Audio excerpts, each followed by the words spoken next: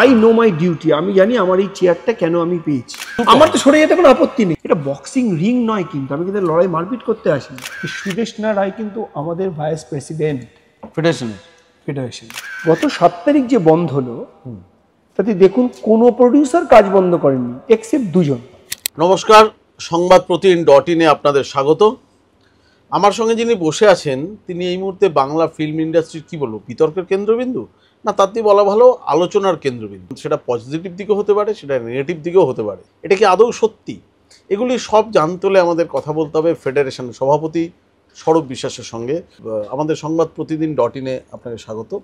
আপনি বলবো না তুমি বলবো? তুমি অনেকে তো সব কিছু জানে না, সংবাদ মাধ্যম পড়ে জানে, কিছুটা দেখে জানে, কিন্তু অনেকে ভেতরে জানে না যে প্রবলেমটা ঠিক সলভ মানে ঠিক অ্যাকচুয়াল কী। তো যার ফলে একটা সৌরভ বিশ্বাস সম্পর্কে কিন্তু একটা বিশাল ধারণা তৈরি হয়ে যায়। সেটা কোনো সময়, আমি জানি না তুমি জানো কি না, সাধারণ মানুষের ক্ষেত্রে খুব একটা নেগেটিভ ইমেজ তৈরি হয়। যে নেগেটিভ ইমেজটা কি, যেন সৌরভ বিশ্বাসের জন্যই সব কিছু আটকে বসে আছে, যে সৌরভ বিশ্বাসই একচ্ছত্র আধিপত্য নিয়ে রেখেছে, সৌরভ বিশ্বাস আটকে রেখেছে। না হলে এই বাংলা ফিল্ম ইন্ডাস্ট্রি একদম মানে রমরম করে চলতো, হলে হলে লোক ভরে যেত, আবার সেই পুরনো দিন ফিরে আসতো। তুমি এটা বোঝো বা শোনো বা কীভাবে ফিল করো এটা, এই ব্যাপারটা? দেখো, সমালোচক যারা তারা তো সমালোচনা করবে, যারা নিন্দুক তারা তো নিন্দা করবে। যদি যুক্তিগ্রাহ্য সমালোচনা হয় সেটা শোনা উচিত। কারণ যদি তোমার সম্বন্ধে আলোচনা বা সমালোচনা না হয়, তুমি তোমার কখনোই তোমার যে কাজটা সেটা তুমি সঠিক করছো কি বেঠিক করছো সেটা তুমি বুঝতে পারবে। এখন শুধুমাত্র যদি কোনো লোক বলে নিন্দার জন্য নিন্দা করছি বা নিন্দুকেরা নিন্দা করছে, সেটা আমার মনে হয় না গা মাখাটাই ভালো। না, তোমার কি মনে হয় যে মানুষ তোমায় ভুল বোঝে? তোমার কর্মপদ্ধতি বা তুমি থ্রু ফেডারেশন যা করতে চাও, হয়তো মানুষের কাছে সেটা পৌঁছয় না, সাধারণ মানুষের কাছে। ফেডারেশনের সভাপতি হিসেবে যাকে আমরা নির্বাচিত করে আমাকে এখানে বসিয়েছেন, আমাকে তো কেউ কোনো পদ এখানে দিয়ে বসাননি যে আপনি যান গিয়ে ওই চেয়ারটা দখল করে বসে পড়ুন। এটা কি রাজনৈতিক পদ? না, আমাদেরটা সম্পূর্ণ অরাজনৈতিক। এই চেয়ারটা দিয়েছেন আমাদের 26টা গিল্ডের যারা প্রতিনিধি তারা। এই 26টা গিল্ড কারা, একদম যদি শুরু করি, এখন বিতর্কিত ডিরেক্টর গিল্ড, তারা বলছেন আমাদের সঙ্গে আছেন কি নেই তারাই বলতে পারবেন।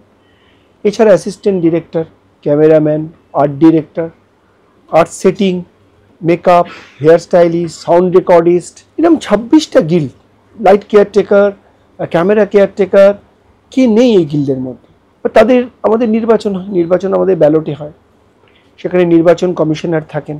মানুষ বাইরের সিনেমাটাকে দেখেন, ওই সিনেমার ভিতরে তৈরি করতে গিয়ে কত চোখের জল, কত কষ্ট, বিহাইন্ড দ্য সিন।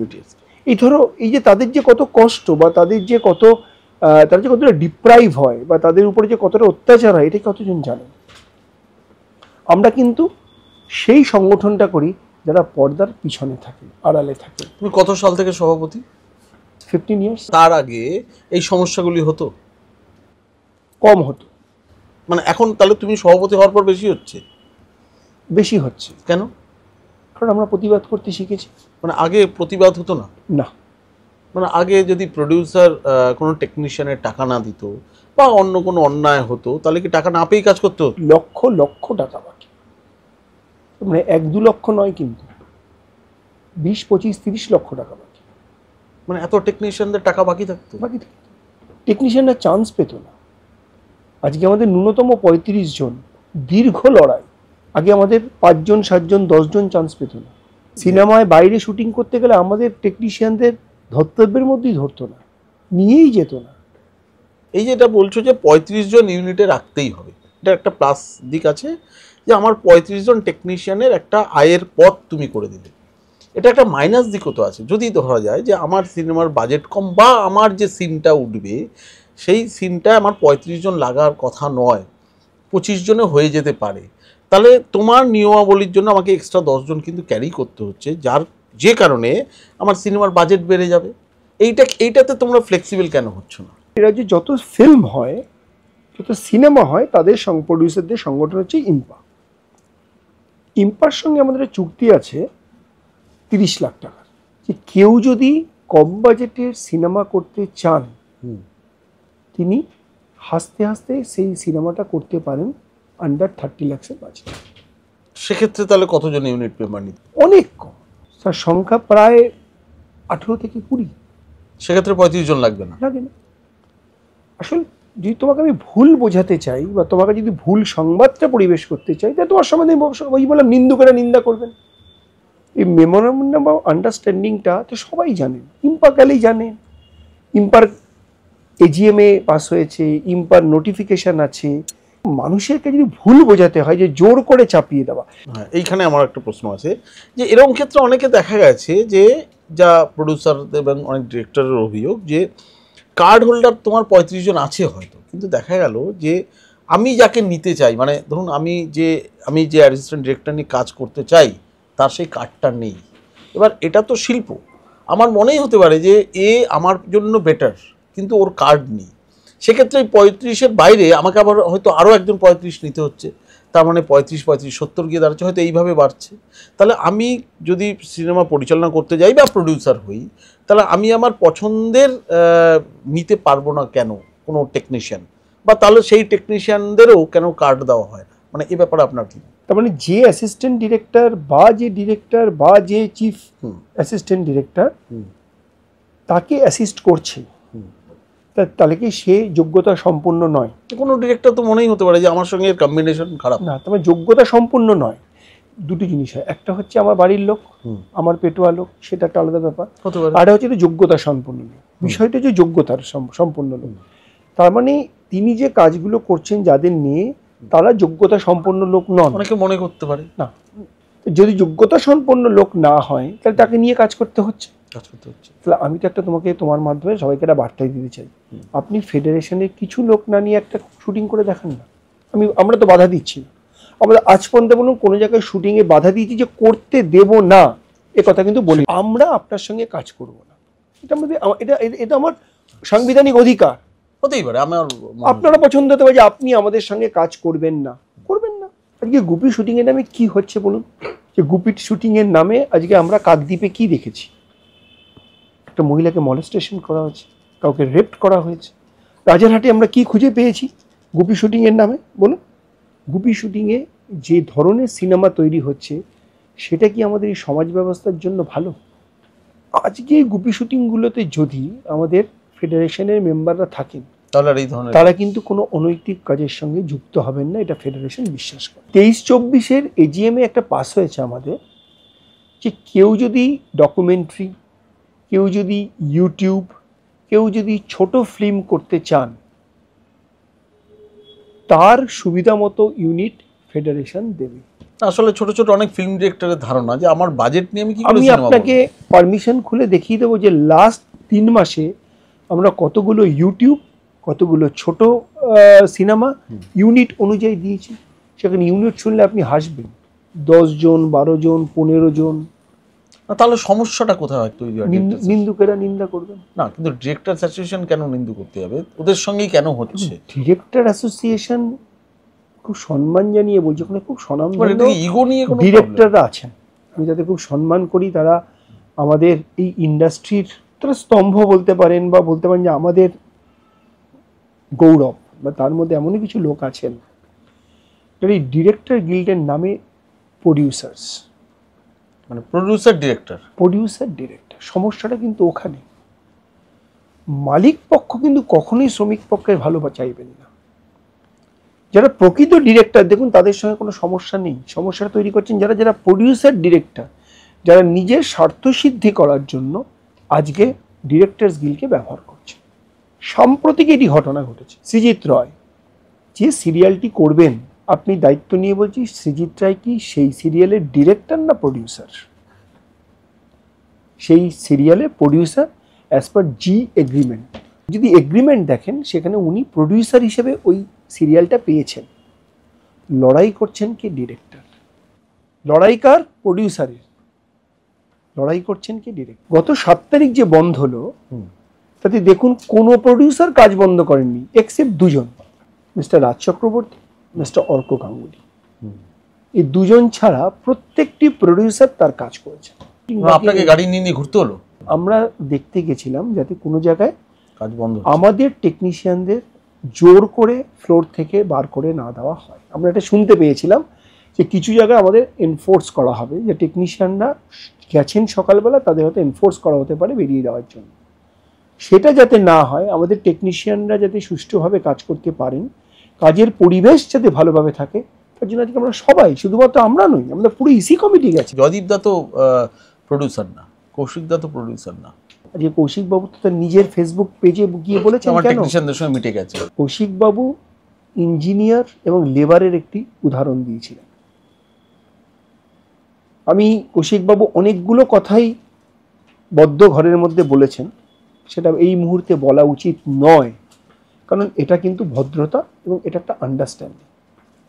যদি সেই কথাগুলো বাইরে বলি তাহলে কিন্তু প্লাবন হয়ে যাবে, সুনামি হয়ে যাবে, যে কথাগুলো উনি বলেছেন। তিনি এও বলেছেন যে আমার ফ্যামিলি ওই কথাটা ভালোভাবে নেয়নি, আমাকে বলে তুমি এটা না বললেই পারতে, তুমি কেন এইভাবে বলছো, ওরা তো তোমার কলিগ, তুমি কেন এইভাবে বলছো। তারপরেও তো প্রডিউসার তার পাশে দাঁড়ালো না, এটা আমি অনেকে শুনেছি মনে করছেন যে না, প্রডিউসার দাঁড়ায়নি, ইজ এ মিস ইনফরমেশন। আমি শুনেছি কিছু পরিবর্তন হচ্ছে, তার জন্য একটু লেটে রান করছে, বাট হবে। জয়দীপবাবু সেম, জয়দীপবাবু যেভাবে আজকে আমাদের উনি বলেছেন, প্রত্যেকটা পডকাস্টে বলেছেন, সংবাদ মাধ্যমে বলেছেন যে ওনার উপরে জোর করে চাপিয়ে দেওয়া হয়। আমরা কি বলেছি ওনাকে, যে আপনি একটু আসুন আমাদের সঙ্গে আলোচনা করুন, আপনাকে কোথায় আমরা জোর করে টেকনিশিয়ান দিয়েছি, বা জোর করে কোথায় টেকনিশিয়ানরা আপনার কাছ থেকে টাকা নিয়েছে, যেটা আপনি একটা গোল টেবিল বৈঠকে একটা পডকাস্ট বলেছেন বা একটা সংবাদ মাধ্যমে বলেছেন, কাইন্ডলি কাম অ্যান্ড ডিসকাস। জানতে গেলে তো বসে কথা বলতে হবে, সেটা যদি না বলতে পারি, সেটা যদি আমি ইগো হিসাবে নিই, তাহলে কিছু আমার করার নেই। এখন কি স্ট্যাটাস? এখন আমরা তার জানতে চেয়েছি যে প্রডিউসার যিনি হবেন, এবং তার আগের একটি কেসে পেমেন্টের অনেকগুলো সমস্যা হয়েছে, কিন্তু পেমেন্ট তো জয়দীপ দা দিতে পারে না। খুব ঠিক কথা বলেছে, দায়িত্বটা তো পুরো উনি নেন, ডাইরেক্টররা তো সব দায়িত্ব নেন, ডাইরেক্টররা ক্রু লিস্ট থেকে শুরু করে পেমেন্টের সব দায়িত্ব তো ওনারা নেন। তো ওনারা একটা কিছু লিখে দিন যে যদি কোনো পেমেন্টস ব্যাপারে আমরা কোনো দায়িত্ব নেব না, ক্রু লিস্টের ব্যাপারে আমরা কোনো দায়িত্ব নেব, আমার কাজ শুধু ডাইরেকশন দেওয়া, আমাদের কাউকে ধরবো না, আমরা সোজা গিয়ে প্রডিউসারকে ধরবো, যেটা এখন আমরা করছি। কি করা হচ্ছে এখন জয়দীপ বাবুর যে প্রডিউসারকে আমরা ডাইরেক্ট ডেকে পাঠিয়েছিলাম আমাদের এই অফিসে চিঠি দিয়ে, যে আপনি আসুন। এখন সেখানে অ্যাডভোকেট অচিন্ত আইচে একটা কনফিউশন আছে, সেটা সবার জানা উচিত। প্রোডাক্টটা এসবিএফ এর তৈরি করছেন ধানুকা, তো অরিজিনাল প্রডিউসারটা কে, who is liable for payment, SBF আর ধানুকা? এইটা যদি আমরা জানতে চাই, যদি বলেন নিন্দুকেরা নিন্দা করেছে, অন্যায় করেছি, তাহলে করেছি।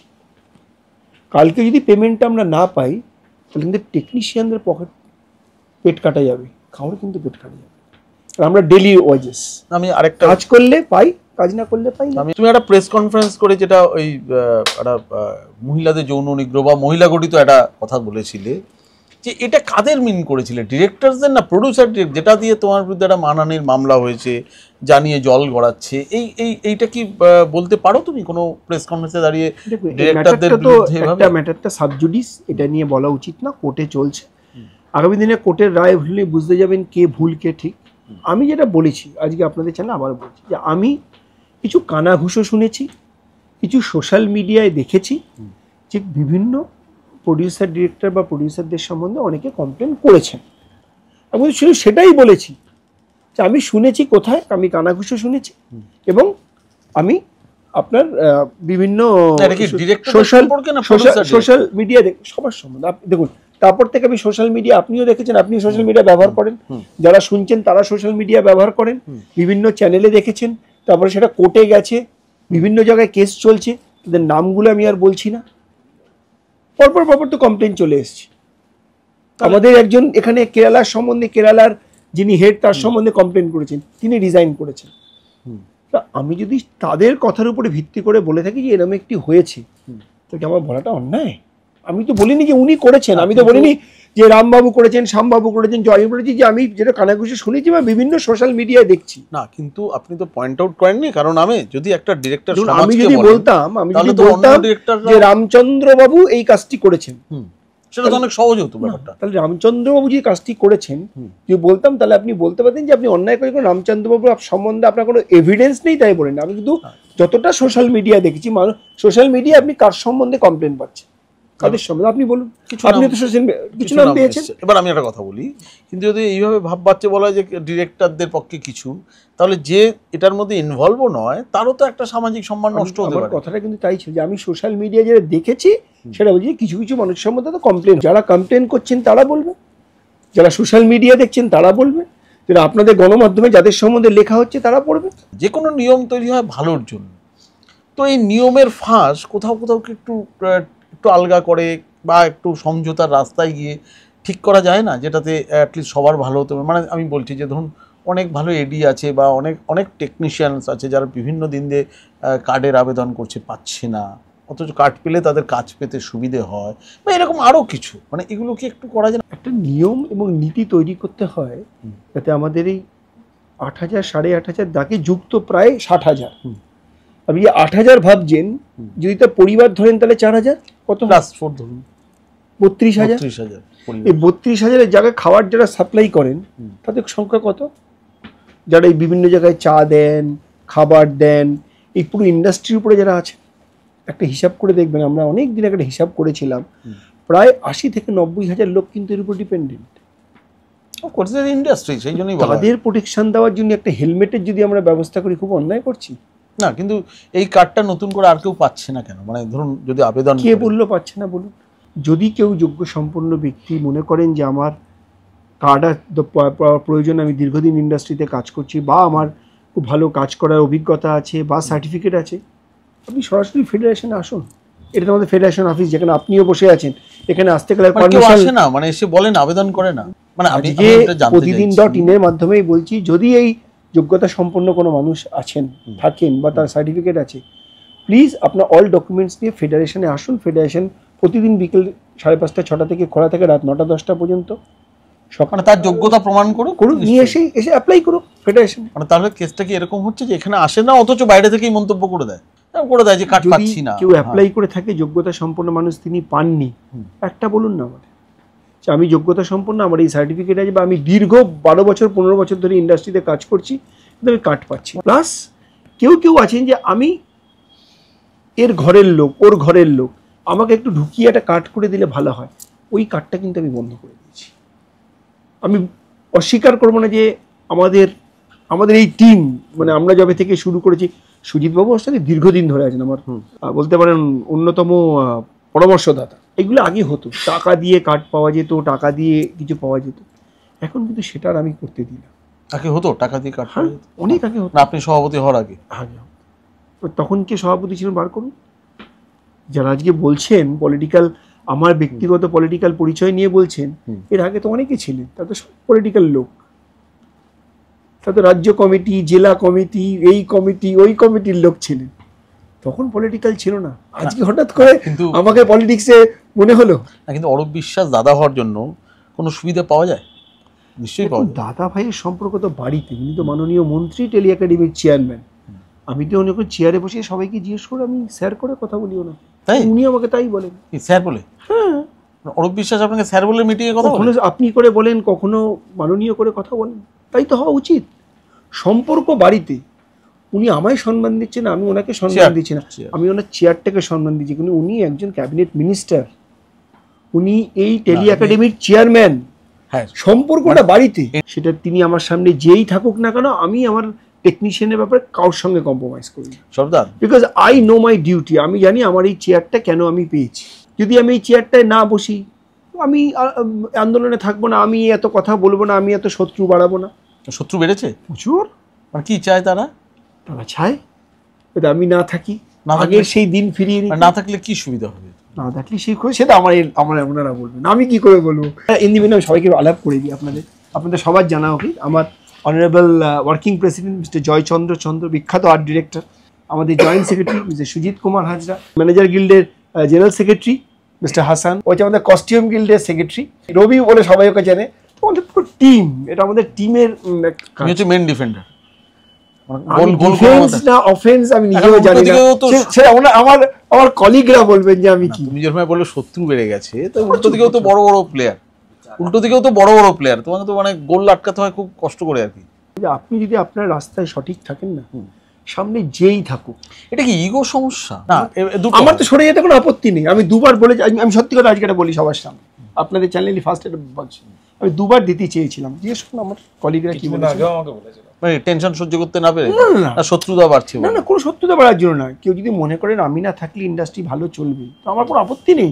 আমি আমার ওয়ার্কিং কমিটি, যে সর্বোচ্চ কমিটি, তার কাছে আমি আমার বক্তব্য পেশ করেছিলাম, আমার জয়েন্ট সেক্রেটারি, আমার ওয়ার্কিং প্রেসিডেন্ট, ভাইস প্রেসিডেন্ট, জিজ্ঞেস করে নিন তারা কি বলেছে, জিজ্ঞেস করুন। আপনি আজকে জানা উচিত সবার, আপনাদের চ্যানেল থেকে সবার জানা উচিত। আপনি উল্টো এই যে বলেন না শত্রু জিজ্ঞেস করুন কি বলেছে, শত্রু বাড়ছে, আপনি কাকে মেন শত্রু হিসেবে প্রতিপক্ষকে ভাবেন? আমার কোনো শত্রুই নেই আমার। এই তো বলেন শত্রু বাড়ছে। শত্রু বাড়ছে মানে তার ব্যক্তিগতভাবে তুই চিন্তা করছেন যে আমি তার শত্রুতা করছি, আমি তাকে ভাবি পজিটিভ জিনিস ভাবুন। আমরা কিন্তু খুব সত্য, আমি কালকে একটা কথায় পরশুদিন 7 তারিখে বলেছি, এটা বক্সিং রিং নয়, কিন্তু আমি কিন্তু লড়াই মারপিট করতে আসিনি, কিন্তু এটা মনে হয় আর কি, এটা তারা মনে করছেন যেটা বক্সিং রিং এর মতন, তারা মনে করছেন, তারা ভাবছেন আমি মারপিট করছি, তারা ভাবছে। আমি কিন্তু শুধুমাত্র টেকনিশিয়ানদের প্রোটেকশন দেওয়ার জন্য এই ফেডারেশন লড়াই করে যাচ্ছে এবং করে যাব। আমি যতদিন এই চেয়ারটায় থাকবো আমি করে যাব, কোনো শক্তি আমাকে বন্ধ করতে পারবে না। অনেক কিছু তো জানা যায় না, এই কথা বললে, আলোচনা হতে হতে বললে জানা যায় অনেক কিছু। আমি যেটা একটা বলতে চাই, যে আমি যেটা প্রথমেও বললাম, যে কোনো তো নিয়ম হয় মানুষের ভালোর জন্যে, উন্নতির জন্য, যে এমন নিয়ম হলে যদি আমাদের বাংলা ফিল্মের পুরনো দিন ফিরে আসে, আবার হলে প্রচুর লোক আসে, প্রচুর সিঙ্গেল স্ক্রিন আবার চালু হয়, ফেডারেশন কি এগুলোও ভাবে না? ভাবতে পারে না?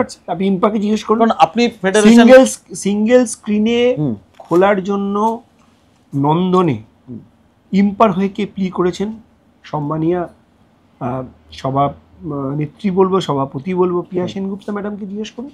আমি সেটাই বলছি, মানে বাংলা ফিল্ম থাকলে আপনি থাকবেন, না থাকলে আমি ফেডারেশন এবং ইম্পার হয়ে 8 ঘন্টা প্লি করেছি সরকারের কাছে, যাতে সিঙ্গেল স্ক্রিন খোলা হয় বা সরকারের পক্ষ থেকে কোনো রকম কোনোভাবে সিঙ্গেল স্ক্রিনের জন্য কোনো কিছু দেওয়া হয় বা খোলার জন্য কোনো পদ্ধতি গ্রহণ করা। আমি বলছি যেরকম আমি 8 ঘন্টা সরকারের কাছে প্লি করেছি, না ইম্পা এবং আমাদের হয়ে। না, আমি বলছি আপনার, আমি কেন করেছি, আমি কি প্রডিউসারের হয়ে করেছি? না, আমি করেছি বাংলা ফিল্মের সাথে, বাংলা ফিল্ম এই টলিউডের সাথে। না, আমি যেরকম বলছি যে ধরুন টেকনিশিয়ানদের প্রোটেক্ট করা যেরকম আপনার কর্তব্য ফেডারেশনের প্রেসিডেন্ট হিসেবে, সেরকম বাংলা ফিল্মকে প্রোটেক্ট করা আপনার কর্তব্য। করছি। আপনি কি সরকারের সঙ্গে একটা লড়াই করেছেন যে এই সময়টা ধরুন মহারাষ্ট্রে যেরকম আছে, যে একটা টাইমিং হোক, প্রাইম টাইম, যেখানে বাংলা সিনেমা পেয়েছি তো, আমরা পেয়েছি তো, দুপুরবেলা পেয়েছি তো, বিধানসভায় পাস হয়েছে, আপনি নিশ্চয়ই জানেন। কিন্তু দুপুরবেলা না হয় ইভিনিং করলে তো বেটার। সেটা নিয়ে কথা চলছে। আগের দিন আপনি যদি বলেন নন্দনে মিনিটসে গিয়ে দেখুন, আমি এবং প্রিয়া সেনগুপ্তা এটা অলরেডি বলেছি। না, সেটা কি পাস হয়েছে? আমি তো অ্যাপিল করতে পারি, পাসের অথরিটি তো আমি। কোন সময় দিয়েছেন? আপনি কোন সময় দিয়েছেন? আমরা বলেছি প্রাইম টাইম, আমি তো বলতে পারি না যে সকাল সন্ধ্যে 7টা থেকে 9টা, 9টা থেকে 12টাতে হতে পারে না। আমি তো সরকারকে কোনো শর্ত দিতে পারি, আমি প্রপোজ করতে পারি, প্রপোজাল, যেটা প্রাইম টাইমে দেওয়া হোক, ইভেন কি যে বিকেল 5টায় দাও সেটা আমাদের পক্ষে ভালো হবে, সেটা বলেছি, সেটা উল্লেখ আছে একদম। তাদের ক্যামেরার সামনে যারা থাকেন তারা যখন একটা কথা বলছেন মানুষের কাছে অনেক বেশি প্রভাবিত হচ্ছেন, পজিটিভ মনে হচ্ছে। কিন্তু এদের যে কতটা কষ্ট, এই আর্ট ডিরেক্টর একটা কাজ করার পর লক্ষ লক্ষ টাকা বাকি, কেউ কিন্তু দেখে না, কেউ কিন্তু এদের কথা ভাবে না। ভাবছেন এই প্রোটেকশনটা কিভাবে, কেউ ভাবে না। কিন্তু এই যে প্রোডাকশন ম্যানেজার গিল মাঝে মাঝে বাড়ি ছাড়া হয়ে যায়, আমার টেকনিশিয়ানরা ভাবে যেহেতু প্রোডাকশন ম্যানেজাররা কাজ করান, টাকার দায়িত্ব তাদের, আমরা কিছু বুঝবো না, প্রোডাকশন ম্যানেজার টাকা দাও, না তুমি বাড়ি বিক্রি করে টাকা দাও, কোথা দিয়ে পাবেন? আমার কস্টিউম গিল্ড ভাড়া করে জামা কাপড় নিয়ে আসে, তারা যদি টাকা দিতে না পারেন তো ভাড়াদার তোর বাড়ি থেকে চলে যায়। তো সেটা যদি ফেডারেশন দর্থহীন ভাষায় শক্ত হাতে বলে যে না বাবা তুমি কাজ করছো, পেমেন্টটা দিয়ে দাও, পেমেন্ট তো তার মধ্যে কোনো অন্যায় নেই, কাজ করলে টাকা দিতেই হবে। আর নিন্দুকেরা নিন্দা করতেই পারে, আপনি বলেন নিন্দুকেরা নিন্দা করছে, তাহলে আমার কিছু করেন। তাহলে আপনারা যখন মুভ সাইন করছেন ইম্পার সঙ্গে, তাহলে অ্যাটলিস্ট দেখে নিন যে কে প্রডিউসার হচ্ছে। ইম্পার এজিএম এ আমি একটা প্রস্তাব দিয়েছিলাম, সেটা আমি বলেছিলাম যে ইম্পা যেসব প্রডিউসারকে কাজ দিচ্ছেন, আমি ইম্পার কাছে অনুরোধ করছি এই এজিএম এ, এবং সমস্ত প্রডিউসার প্রায় 100-র উপরে প্রডিউসার ছিলেন, সবার কাছে অনুরোধ করছি ফেডারেশনের পক্ষ থেকে যে ইম্পার কাছে ন্যূনতম 5 লাখ টাকার গ্যারেন্টি রাখুন, 5 lakhs ওয়ারেন্টি মানি ইম্পার কাছে জমা থাক। যদি কোনো প্রডিউসার কাজ করতে করতে চলে যান, পার প্রজেক্ট পালিয়ে যান, চলে যান, তাহলে অ্যাটলিস্ট যাতে ইম্পা ওই টাকাটা থেকে আমাদের এই টেকনিশিয়ানদের টাকাটা ফেরত দিতে পারবে। তা নিয়ে সবাই বিতর্ক হলো। সৌরভ বিশ্বাস 5 লাখ টাকা চাইছেন, জমা চাইছেন, কেন চাইবেন, কি ক্ষমতা, কেন দেব, কি দেব না, কেন দেবেন? আমি তো টাকা পাচ্ছি না, আমার কাছে এখন হিসাব 14 লক্ষ টাকা। আমরা এই মুহূর্তে বম্বের একটি বিখ্যাত প্রোডাকশন কত 1 বছর আগে কাজ করে চলে গেছেন। আমরা বাংলা সিনেমা লাইন প্রডিউসারকে ধরেছিলাম। লাইন প্রডিউসার বলছে, স্যার আমার কিডনিটা বিক্রি করে টাকা দিতে পারি, আমি তো টাকা পাচ্ছি না, আমি কি করে করব? লাইন প্রডিউসার কি করে দেবে টাকা? তাহলে হু ইজ গ্যারান্টার? কাজটা তো করেছেন লাইন প্রডিউসার, হায়ার করেছেন লাইন প্রডিউসার, সমস্ত কিছু করেছে লাইন প্রডিউসার। সে কাজটাকে ম্যানেজ করার জন্য হতে পারে, সে আর্থিক ম্যানেজ। আমাদের কি কাজ করিয়েছে লাইন প্রডিউসার? প্রডিউসার তো আসেনি, বম্বেতে বসে আছে। তাহলে তো একটা কিছু নিয়ম বের করা উচিত যে প্রডিউসার। এক্স্যাক্টলি। এইটা যদি বার করি আবার কালকে আপনি বলবেন নিন্দুকেরা নিন্দা করুন না, এটা তো একটা হতে পারে যে যারা এই যে লাইন প্রডিউসার 1 বছর ধরে আমরা লড়াই করলাম, তারপর আমরা আমাদের বম্বের অর্গানাইজেশনকে চিঠি করলাম, প্রচুর লড়াই, 1 মাস আগে টাকা পেলাম। 1 বছর 2 মাস অর্থাৎ 12 আর 2 14, একটা টেকনিশিয়ান কাজ করেছে, তার 10,000 5,000 8,000 টাকা 14 মাস পরে পেলাম। 14 মান্থ। যারা রেজিস্টার্ড প্রডিউসার ওকে, বাট নতুন যারা প্রডিউসার হিসেবে আবেদন করবে তাদের সামনে তো কিছু শর্ত রাখাই যেতে পারে। মানে যে কেউ প্রডিউসার হয়ে গেলে তো, আমি তো সেটাই ইম্পাতে বলেছিলাম, সবাই তো রেড়ে করে পড়লো। সোশ্যাল মিডিয়া দেখলে সৌরভ বিশ্বাস 5 লাখ টাকার আবার জোর করে চাপিয়ে দিচ্ছে। আমরা মার খেয়েছি, আমরা টাকা পাইনি, আমরা খেতে পাইনি বলে তো বুঝে পাই না চিৎকার করেছি। ইন্ডাস্ট্রিতে সৌরভ বিশ্বাস নামে আতঙ্ক কেন তৈরি হয়? মিডিয়ার তো একটা বড় ভূমিকা আছে আতঙ্ক তৈরি করা। নিশ্চয়ই। আপনি দেখুন যে লাস্ট 2 দিন বন্ধ হলো, কোনো চ্যানেল দেখাচ্ছেন পজিটিভ যে যারা কাজ করলো, আর কিছু কিছু চ্যানেল দেখাচ্ছেন ডাইরেক্টর ছাড়া কাজ হয়ে গেল। কি করে হলো, কে করলেন? না, এটাও তো একটা ঘটনা যে যদি ডাইরেক্টর কাছে অ্যাসিস্ট্যান্ট ডিরেক্টর করে দেয় তারা নিয়ে ভাবছেন, কিন্তু যে কাজটা কন্টিনিউ থাকলো, এই পজিটিভ বার্তাটা কিন্তু দিলেন। এটা একটা, কিন্তু 3টে চ্যানেল দিয়েছেন। আজকে আমি সকালে পাড়ায় আলোচনা করছিলাম, সৌরভ বিশ্বাসের জন্য আটকে আছে কেন, এই ইমেজটা তৈরি হয়ে যাচ্ছে। আমি খুব আপনারাই তৈরি করিয়েছেন। আপনি আমার কোনো টেকনিশিয়ানকে জিজ্ঞেস করুন না, আমি কাকে প্রোটেকশন দেওয়া, আমাকে কে জিতিয়ে এখানে বসেছে টেকনিশিয়ান, আমি তার কনফ্লিক্ট ইন্টারেস্ট দেখার জন্য বসে আছি। তাতে আপনি যদি আমায় খারাপ ভাবেন, আমার তো কিছু করার নেই। আপনি তো আমায় জিতিয়ে বসাননি এখানে, আমাকে বসিয়েছেন এনারা, এই চেয়ারটা দিয়েছেন এনারা, ওনাকে এই চেয়ারটা দিয়েছেন আমাদের টেকনিশিয়ান, ওনাকে ওনার চেয়ারটা দিয়েছেন আমাদের টেকনিশিয়ান। কথা বলি, তাকে প্রোটেকশন দেওয়ার কাজ আমাদের। এবার একজন বাইরে থেকে, একজন যে সবসময় মুখ দেখছেন তার মুখ দিয়ে শুনে যদি মনে করেন যাদের আপনারা দেখতে পাচ্ছেন না তাদের জন্যই তো সিনেমাটা তৈরি হচ্ছে, হয়তো একজন অভিনয় করছেন, তো জানেন এর পিছনে এডিটিং এর কত বড় কাজ থাকে। অফকোর্স যে স্পট বয় থাকে, যে ওই আপনি ছেড়ে দেবেন এডিটিং এর, তার পিছনে কত বড় কাজ থাকে। সেটা তো সবকিছু, এটা তো নৌকোর মতো, কেউ পাল, কেউ হাল, কেউ মাঝি, কিন্তু আমাদের তো কেউ দেখতে পায় না, আমাদের অলওয়েজ বিহাইন্ড দি ক্যামেরা। তার জন্য আমাদের কোনো মুখ নেই, আমাদের সবাই লোক খারাপ ভাবে। কোনো নাম আছে যে ব্যক্তিগত তার শত্রুতা, যেটা এখন শত্রুতা, ইগো, সৌরভ বিশ্বাসকে সরাতে হবে, এরকম কোনো যদি নামও না বলে এরকম কোনো তৈরি হচ্ছে যে তার জন্য এরকম তৈরি হচ্ছে? আপনি গত 6 মাসের আপনার মিডিয়া বা বিভিন্ন ইলেকট্রনিক্স মিডিয়া, প্রিন্ট মিডিয়া দেখুন, যারা যারা প্রস্তাব তুলেছেন তারাই বলতে পারেন সৌরভ বিশ্বাস হারাও, তাই তো বলেছেন, প্রকাশ্যে বলেছেন। কারা কারা বলেছেন খুঁজে পাবেন। এই বলার ফলে তোমার, আমি তো তাদের বলেছি, আমি পরশুদিনও বলেছি, আমার সদস্যরাও বলেছে, আমার জয়েন্ট সেক্রেটারি, আমার ওয়ার্কিং প্রেসিডেন্টও তো বলেছেন যে এত হেডেক নিচ্ছেন কেন। আমরা এক্ষুনি ডিজলভ, আগামী 1 মাসের মধ্যে ডিজলভ করে দিচ্ছি, ইলেকশন করি, আগামী 3 মাসের মধ্যে ইলেকশন করছি, 2 মাসের মধ্যে ইলেকশনের বলে দিচ্ছি। প্লিজ আসুন, দাঁড়া, কে কে দাঁড়াতে চান বলুন, আমরা এখনই আমাদের এই কমিটি ডিজলভ করে দিচ্ছি। আমি আরো একটা জিনিস দেখি, যদি শেষ করতে, যদি এখানে কেউ এসে দাঁড়াতে চান, তাকে যদি আমাদের টেকনিশিয়ান এই ভোট দিয়ে নিয়ে আসেন, আগামী দিনে নির্ধারণ করুন না, কি অসুবিধা আছে, কোনো চাপ নেই, তিনি আগামী দিনের কোনো কি প্রবলেম না। আমি আরেকটা জিনিস দেখলাম, তারা যদি আগামী দিনের ফেডারেশনের মুখ হন, তারা যদি আগামী দিনে ফেডারেশনের দিক নির্দেশ করতে পারেন, আসছেন না কেন ইলেকশনে, দাঁড়াচ্ছেন না কেন ইলেকশনে? তাহলে তো বোঝা যাবে যে সত্যিকারের টেকনিশিয়ানরা কাকে চেয়ে নিচ্ছে। আমার যদি কেউ আমার জায়গায় আসতে পারেন, যদি ওনার জায়গায় কেউ এসে আরো ভালো চালাতে পারেন, আমার তো কোনো আপত্তি নেই। এই যে বলেছি আমি ইন্টারনালি সবাইকে বলেছিলাম, আপনি জিজ্ঞেস করুন আমাকে কি বলেছে। আচ্ছা, আপনারা কি কোনো এই ধরুন টেকনিশিয়ানদের যারা কার্ড হোল্ডার আছে তাদেরকে কাজ পাই দেওয়ার জন্য, আমি এই যে মেরিটের কথাই বলছি, যদি আপনি মনে করেন যে এই জায়গাটা সে হয়তো অতটা মেরিট নেয়, তাদের জন্য পুশ করেন কাজ পাই দেওয়ার জন্য? কখনো না। যিনি যোগ্যতা সম্পন্ন লোক, আপনি দেখবেন আমাদের কাছে লোক লিস্ট পাঠায়। কেন পাঠায়? আমি এদের নিচ্ছি কেন বলে? তো আমি তো বলে দিতাম না আপনি এখানে নেবেন না, আপনি দুলাল বাবুকে নিন, আপনি জয় বাবুকে নিন, আপনি সুজিত বাবুকে নিন, আপনি হাসান বাবুকে নিন, আপনি সৌরভ বাবু। এরকম কখনো হয়েছে? না, কখনো না। ফেডারেশন কখনো পুশ করে না? কাউকে পুশ করে। আপনার চয়েসে আপনি নিন, আমরা শুধু দেখি তাদের প্রোটেকশন, নিরাপত্তাটা তারা আছে কিনা। তারা আমাদের মেম্বার আর্থিক কিনা, নিরাপত্তা আছে তাহলে কিনা। তাদের মেম্বার কিনা, আপনি সঠিকভাবে কাজ করাচ্ছেন। আপনি তাকে 22 ঘন্টা খাটাচ্ছেন, 24 ঘন্টা খাটাচ্ছেন, তার জীবন দুর্বিষহ করছেন কিনা সেটা আমার দেখার কাজ। আজকে আমাদের সিরিয়ালে 14 ঘন্টা কাজ হচ্ছে। কি ছিল সিরিয়াল? আপনার পুরনো রেকর্ড দেখুন। সকালবেলা সকাল শুরু হতো। 6টায় প্যাক আপ, 8টার সময় স্টার্ট। 2 ঘন্টা তিনি বাড়িতে যাবেন, পরিবারের সঙ্গে কথা বিশ্রাম বলবেন, পেতেন। বাথরুম পাবেন, আবার 8টার মধ্যে আসতে হবে। আবার কখন বাড়ি ফিরবেন ঠিক নেই।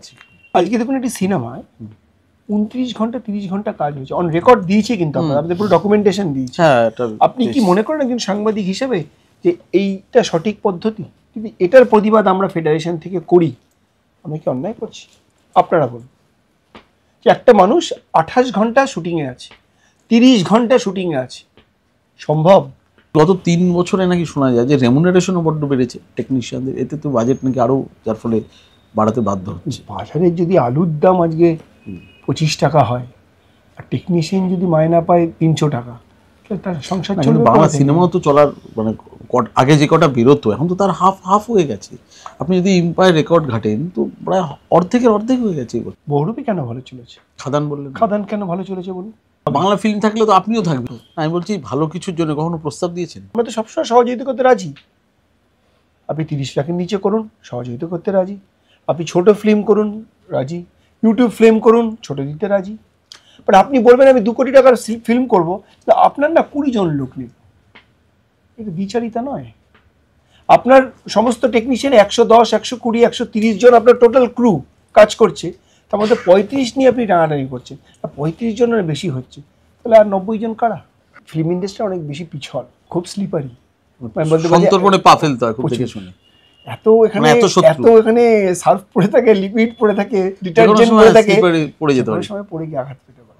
অনেক সতর্কণে যেতে হয়। এখন রাহুল মুখার্জি কেন্দ্র করে একটা পুজোর আগে এরকম হলো, তখন যে হারে একটা ডিরেক্টররা ঝাঁপিয়ে পড়েছিল, সমর্থন সব হাউস টাউস সব ইয়ে। এবারে যখন 3 জন হলো, জয়দীপ দা, কৌশিক দা বা সৃজিতের ক্ষেত্রেও সেই ব্যাপক আন্দোলনটা হলো না কেন? কোথাও একটা বিভেদ হয়ে গেল বা কম লোকজন এলো, সবাই মিলে ঝাঁপালো না, এটা নিয়ে আপনার কি ব্যাখ্যা? শুভবুদ্ধির উদয় হয়েছে, আমাদের বক্তব্য তারা বুঝতে পেরেছেন।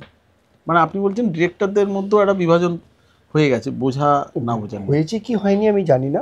আমি শুনলাম যে আমাদের যে ডিরেক্টরস গিল্ড যে দুটো আছে, একটা নতুন হয়েছে DAEI, তার আগে যে পুরনো ডিরেক্টরস গিল্ড, তাদের সেখানে শুনলাম যে প্রচুর ডিরেক্টরের সদস্য সেখানে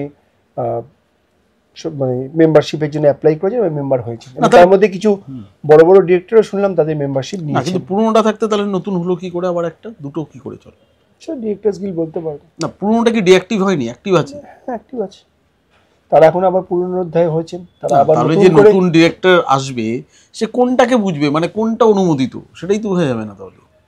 তাহলে কি এই যে ডিরেক্টর ডিআই যেটা আছে এটা কি ফেডারেশন অনুমোদিত নয়? সেটা তারা বলতে পারবে। না, এই তো ফেডারেশন গত- বলবে যে গত- আমার অনুমোদিত সংস্থা গত কোনটি। 1 বছর আগে তো তারা ছিলেন, লাস্ট 6 মাসে তারা আছেন কি না, তাদের যে ব্যবহার বা তাদের যে বক্তব্য, তাতে তারা আদৌ ফেডারেশনে আছেন কি সেটা তারা বলতে পারবে। মানে একটা প্রত্যেকটা গিল্ডের অ্যাসোসিয়েশন মানে সদস্যদের একটা ইউনিক কার্ড থাকে। তা এখন যে ডিআইএ আছে, যে ডিরেক্টরস অ্যাসোসিয়েশন, তাদের সেই ইউনিক কার্ড আছে ফেডারেশনের দেওয়া? না, এই মুহূর্তে তাদের কাছে কোনো ভ্যালিড ইউনিট কার্ড নেই। কিন্তু পুরনো যেটা ডিরেক্টর অ্যাসোসিয়েশন, সেটা কি, তাকে কি আপনারা ইউনিক কার্ড দিচ্ছেন? তারা অ্যাপ্লাই করেছে। তার মানে একমাত্র বোধহয় ডিরেক্টরস অ্যাসোসিয়েশনেরই দুটো এখন অ্যাসোসিয়েশন, ডিরেক্টরসদেরই, আর কারো নেই। না, তো এবার যদি নতুন কোনো ছেলে সে কার্ড নিতে চায় বা অ্যাসোসিয়েশনের মেম্বার হতে চায়, সে তো পথ হারিয়ে ফেলবে, কোনটাই যাবে, কি করে বুঝবে? এখানে এত বড় বড় নাম সব ডিরেক্টরসদের রয়েছে অ্যাসোসিয়েশনে। তিনি তার শুভবুদ্ধি মানে তার কাজ কি? সে এসে আপনার কাছে জানতে চাইবে, আপনাকে হয়তো রিচ করতে পারে না, সে ফেডারেশন অফিসে এসে জানতে চাইবে যে আমি ডিরেক্টর অ্যাসোসিয়েশনের মেম্বার হতে চাই, সে তো জানতে চাইবে যে আমি কোনটায় গিয়ে মেম্বার হবো। আমরা সঠিক পথ দেখাবো। মানে আপনাকে জিজ্ঞেস করলে আপনি সেটা বলে দেবেন, তাই তো? ফেডারেশন বলবো, আমি কি, আমি ব্যক্তি হিসেবে কেন বলবো, ফেডারেশন বলবো। ডিরেক্টরস অ্যাসোসিয়েশন যেটা ডিআই যাদের সঙ্গে গন্ডগোল হচ্ছে, তার সেটা অনুমোদনের বাইরেই রয়েছে আপাতত, মানে ইউনিক কার্ড নেই মানে তো অনুমোদনের বাইরে। তারাই বলতে পারবেন কেন হয়নি। মানে ধরুন আপনার ম্যানেজার যখন ম্যানেজার্স গিল্ডের পক্ষতে যে কোনো প্রজেক্টে থাকবে, যে কার্ড চেক করে, তাহলে সে যদি কার্ডটা দেখায় সেই ডিরেক্টর মানে ডিআই এর জন্য, সেটাকে ভ্যালিড না, তাহলে না, সেটা ভ্যালিড নয়। বা ডিরেক্টররা কার্ড আনলো কি আনলো না আপনার গুরুত্ব দিচ্ছে না, না, এটা আমাদের কাছে কনফার্ম, সবাইকে থাকতে হবে। আমরা তো মেম্বার টু মেম্বার ছাড়া কাজ করি না, করবো না। এবার আমরা আরো বেশি, আমাদের যে লাস্ট ইসি মিটিংয়ে যেটা সিদ্ধান্ত হয়েছে, এবার কোনো মেম্বার আর মেম্বার টু মেম্বার ছাড়া করবো না। না, একসঙ্গে দুটো অ্যাসোসিয়েশনের মেম্বার থাকতে পারে কোন ডিরেক্টর? না। কিন্তু আপনার যারা পুরনো ওই ডিরেক্টর অ্যাসোসিয়েশনে গিয়েছে, ফিরে গিয়েছে বা করেছে, তারা কি রিজাইন করে গিয়েছে না জাস্ট গ্রুপ থেকে বেরিয়ে গিয়ে করেছে? তাহলে আপনি কি, তাহলে আপনি সেটা ইনফরমেশন আমার কাছে, তারা বলতে পারবে। এটা আমি তো কোনো সেই গিল্ডের প্রতিনিধি নই, বা আমি সেই গিল্ডের তো কোনো পদাধিকার নই, আমি কি করব? শুনেছি, সেটা জাস্ট ইনফরমেশন। কিন্তু তাহলে সেই শুনেছি প্রচুর সেখানে মেম্বাররা সদস্যপদ গ্রহণ করেছে। না, কিন্তু তাহলে এই ডিরেক্টরস অ্যাসোসিয়েশন দিয়ে যারা কোনো সমস্যা আনছে বা ক্ষোভের কথা বলছে, তাহলে আপনি তাদের সঙ্গে বসছেনই বা কেন, বা গুরুত্বই দিচ্ছেন কেন? বসিনি তো, সবার সাথে বসিনি। তারা যেভাবে সংবাদ মাধ্যমের কাছে গেছেন, যেভাবে সমালোচনা করেছেন ফেডারেশনে, সেটা তো কোনো সাংগঠনিক বার্তা নয়। রাহুল বাবুকে নিয়ে সমস্যা হয়েছে, সেই রাহুল বাবুর সমস্যায় সই করেছেন কে? তাকে ক্লোজ করা হবে, তাকে নন কোঅপারেশন হবে। তাতে Sudeshna Roy, honourable secretary, general secretary, DAEI অর্থাৎ directors guild, mister honourable Subrata Sen, president DAEI, তাদের সই করেছে। এজিএম এ পাস হয়েছে, এজিএম থেকে জিনিসটা ইসি কমিটিতে নেমেছে, এক্সিকিউটিভ কমিটিতে, সেখানেও তারা এসছেন, কনফার্ম করেছেন, সাইন করেছেন, তারপর তার জায়গায় ব্যবস্থা করা হয়েছে। এই রাহুল মুখোপাধ্যায়, এই রাহুল মুখোপাধ্যায় যে কাজটি করেছেন, কি কাজ করেছেন কি না করেছেন, তার সমস্ত ব্যাখ্যা ডিরেক্টরস গিল্ড আমাদের দিয়েছে। সমস্ত ইনফরমেশন, রাহুল বাবুর সমস্ত লেটার, রাহুল বাবু যে একের পর এক মিথ্যা কথা বলেছেন, মিস ইনফরমেশনস দিয়েছেন, সেগুলো কে দিয়েছে? আমাদের ডিরেক্টরস গিল্ড। তার প্রত্যেকটি মেলকে ফরওয়ার্ড করে আমাদের কে দিয়েছেন? Directors guild. তাকে সঙ্গে করে কে নিয়ে এসেছিলেন? Mister Subrata Sen, honourable president, directors guild. তার সামনে রাহুল বাবু স্বীকার করেছেন, হ্যাঁ আমি অন্যায় মিথ্যা কথা বলেছি, আমি সেখানে গিয়ে শুটিং করেছি, আমার ভুল হয়েছে, আমায় ক্ষমা করা হোক। সুব্রতবাবু সেখানে বলেছেন, তুমি ক্ষমার অযোগ্য কাজ করেছো, তুমি আমাদের মিথ্যা কথা বলেছো, আমরা ফেডারেশনকে মিথ্যা কথা বলছি, ফেডারেশনের প্রেসিডেন্টকে মিথ্যা কথা বলছি, তুমি শাস্তিযোগ্য অপরাধ, তোমার বিরুদ্ধে ব্যবস্থা নেওয়া হবে। এই ঘরে বসে, আপনি যেখানে বসেছেন সেখানে বসে আলোচনা হয়েছে। তারপর এজিএম এ উঠেছে, সেখানে ওনারা সাইন করেছেন যে রাহুল বাবুকে ক্লোজ করা হবে, নন কোঅপারেশন করা হবে। ইসিতে নেমে এসছে, ইসির মেম্বারকে president secretary of the directors guild, সেখানে তারা এসছেন, সেখানে সাইন করেছেন, তাকে ক্লোজ করা হচ্ছে, নন কোঅপারেশন করা হচ্ছে। হঠাৎ এমন কি হলো, কি ম্যাজিক যে রাতের অন্ধকারে তারা ঘুরে গেলেন, অন্য কথা বললেন?